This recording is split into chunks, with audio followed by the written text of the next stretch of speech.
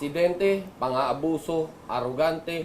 Yan yung ilang mga reklamo na ang pinag-ugatan daw, ayon sa ating mga taga-bulong dyan sa loob ng LTFRB, may kinalaman sa droga yung mga driver.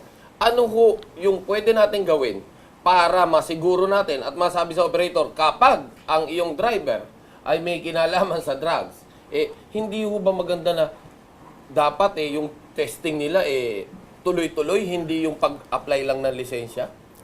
Tama po yun.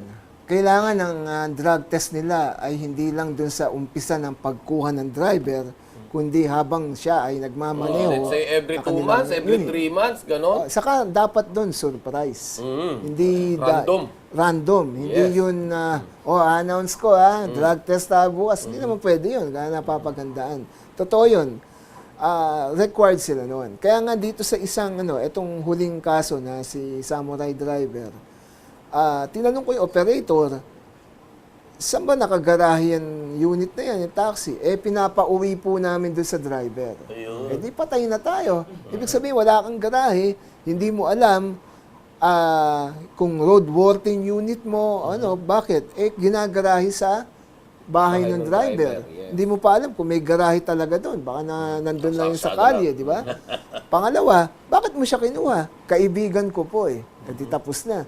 Kung yun ang parameters mo ng pagkuha ng driver, Abay, hindi mo alam kung ano ibibigay na protection niya walang sa ating mga protection. pasahero. Dahil hindi mo siya, ikaw ba may NBI clearance, gano'n.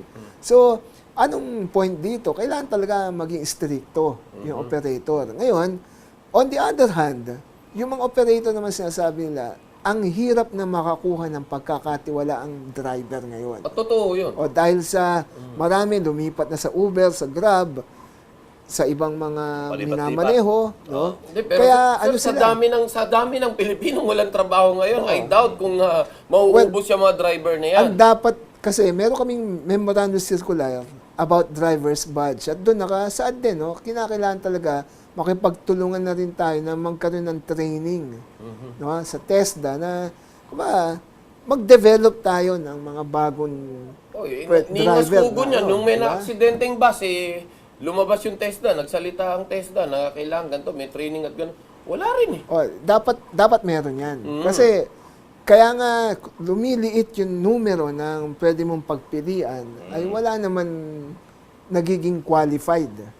No, dahil walang training Kumuha lang siya, kahit siya may professional driver's license, although pwede na siyang magmaneho ng public utility vehicle, pero kung ikaw operator, hindi lang yan ang ire-require ko sa iyo dahil ikaw, kailangan alam mo yung iyong obligasyon bilang nagmamaneho ng public utility vehicle kasi buhay yung dala mo. I-wrap up lang natin, sir. Yung operator, tatanggalan natin ng prangkisa. Ang gagawin ng operator, hindi demanda siyempre tayo pabalik dahil lang sasabihin niya, hindi mo dapat tanggalin ang prangkisa ko dahil lang nagkamali, driver ko. Hindi wala na. Talo tayo sa kaso nun. Malinaw naman sa JAW na kapag may mga ganon. Ano po yung JAW? Joint Administrative Order. Okay. Yung po yung umiiral nga na yung mga violation nandun. Malinaw naman doon na ang tatamaan doon sa mga franchise violation ay yung prangkisa ng operator.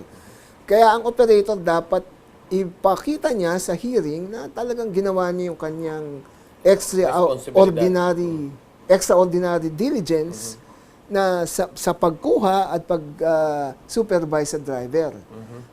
Ngayon, ang problema niyan ay madali lang sa salita yan. Pero ginagawa ba, di ba? Yun na nga. Tapos wala namang enforcement ang LTFRB. So definitely, paano mo naman i-enforce yung paano mo sila i-check sa yung tauhan nyo? I don't think na kaya nyong ikutin ang buong Pilipinas para lang i-check lahat yan. Tama po kayo. Bagamat ang LTFRB, regulatory body at napakarami po, ang scope ay napakalawak, kulang po kami sa tao. Manpower. Kaya nga, pag nag-i-inspection sumasama na po tayo pag tayo na mismo. Pero paano na yung mga nagkakaroon ng violation, natatanggal ng prangkisa, na nagpapalit ng mga pangalan? Normal yata yun nangyayari. Hindi naman po pwede magpalit No? Malalaman din po namin yon dahil sa papasuko yung yellow plate at kumbaga, pag bumiyahe siya ng colorum na siya. Na mahuhuli yon dahil may record naman po kami kung anong prangkisa yun na-cancel na namin. Sa gabi, ang sinasabi sa report. Ayan, yung gabi. Yung gabi, Oo, colorum na po yung biyahe. pagkagabi, yan talaga, nakikita po natin dahil tayo, taong gabi rin tayo. No? Talagang, yan ang isang problema. Wala namang Pagkagabi. enforcer sa gabi. Wala na tayong mga papalang Oo, sila na totoo yun. Tama ka, Lakay. No? So, isa yun sa mga, katulad nun sa mga sumbong sa amin, marami nangyayari dyan, gabi.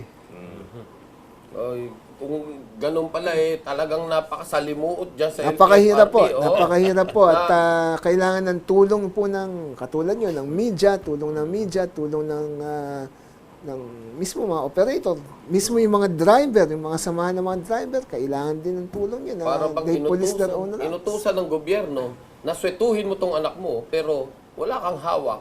Kahit naman, kapatid bibig mo, halos nakaklip na lahat sa'yo, nakatali pa yung kamay mo, na hindi mo masweto yung mga anak mo dahil walang matibay, kundi yung prangkisa lamang.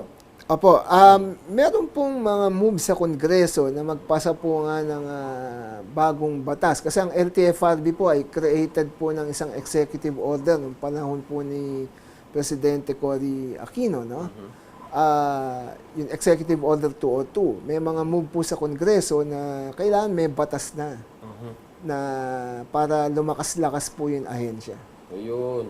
So, ito po ba, meron na kayong mga pag-uusap? Opo, sa may mga ating proposed mambabatas? bill na po kami na sa tingin namin na kailangan talaga magkaroon ng ipin pa ang LTFRB kasi time has changed. Napaka halaga po ng role ng land transportation sa buhay ng tao. Dahil sa kasalukuyan, sa nakikita natin, ang tanging armas ng LTFRB ay kukulang, walang ngipin. Kumukurot-kurot lang sila sa mga operator. Pakurot-kurot lang. Pakurot-kurot lang at walang nangyayari. Minsan pumipitik din. Oo, Sa tenga. Sa tenga lang ang pitik. Kaya hindi nararamdaman yung pagdidisiplina ng LTFRB. Sir, total lahat na ipaliwanag natin ito, siguro naman doon sa mga nagtatanong, bakit ganito kaabusado mga driver? Yan ang dahilan. Pakipaliwanag na lang po at kung ano pong mensahe nyo sa ating mga viewers. Nakaka-alarma na po yung mga abusado, violenting mga driver ng public utility vehicle. Marami pong rason, maraming dahilan kung bakit ganyan. At kami naman po sa LTFRB, hinahanapan po namin ng solusyon yan. No? At sana sa ating mga pasahero, ang isa pong para sa inyong mga kaligtasan na rin. No? At ito naman po, age of the digital age nga ngayon, gamitin po natin ating mga smartphone.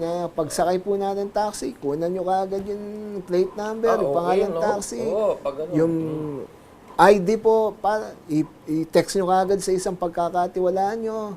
Na para ano man mangyari, ay may record na po kayo. Kaya po mabilis po ngayon ng aming pong aksyon dahil nga po dun sa mga ganun vigilance ng mga pasahero. Ayan, napakaganda po ng sinabi ng ating board member. Diba dapat commissioner? Commissioner dapat. Commissioner dapat Ariel Inton. Ang walang sawang nagseserbisyo sa atin para lang maging panatag ang ating kalooban whenever sasakay tayo sa public utility vehicle.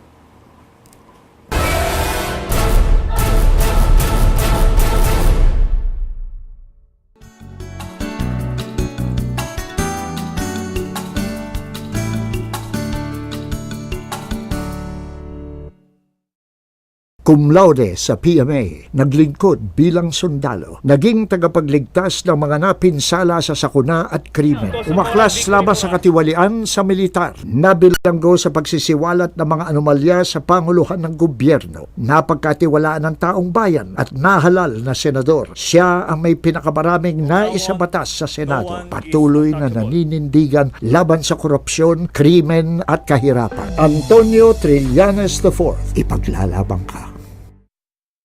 Going up? Robust. Astig to. Wanna ride? Robust. Astig to. Wanna come in? Robust. Astig to. Robust. Astig to. Robust.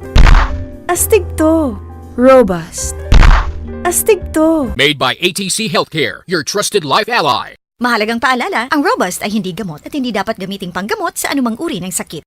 With proper diet and exercise, ugaliing uminom ng ATC Coenzyme Q10 everyday. ATC Coenzyme Q10, you're in good heart. Made by ATC Healthcare, your trusted life ally. Mahalagang paalala, ang Coenzyme Q10 ay hindi gamot at hindi dapat gamiting panggamot sa anumang uri ng sakit. With proper diet, exercise, and the right nutrients, ang ATC Fish Oil ay may omega-3 fatty acid, mapapangalagaan ang puso mo. ATC Fish Oil, love your heart. Made by ATC Healthcare, your trusted life ally. Mahalagang paalala, ang fish oil ay hindi gamot at hindi dapat gamiting panggamot sa anumang uri ng sakit. In the showbiz industry, there are 2 rules. 1, stand out, pakita mong magaling ka and deserving ka sa industriya. And the second one, fat out. Kailangan mong i-maintain ng slim and healthy body dahil ang too much fat, bad for the health. Kaya naman ang secret ko to stand out, aside from proper diet and exercise, Fat Out. Fat Out has sweep and shred formula that contains psyllium husk and green tea extract. I stand out. Stand out with Fat Out. Made by ATC Healthcare, your trusted life ally. Mahalagang paalala, ang fat out ay hindi gamot at hindi dapat gamiting panggamot sa anumang uri ng sakit.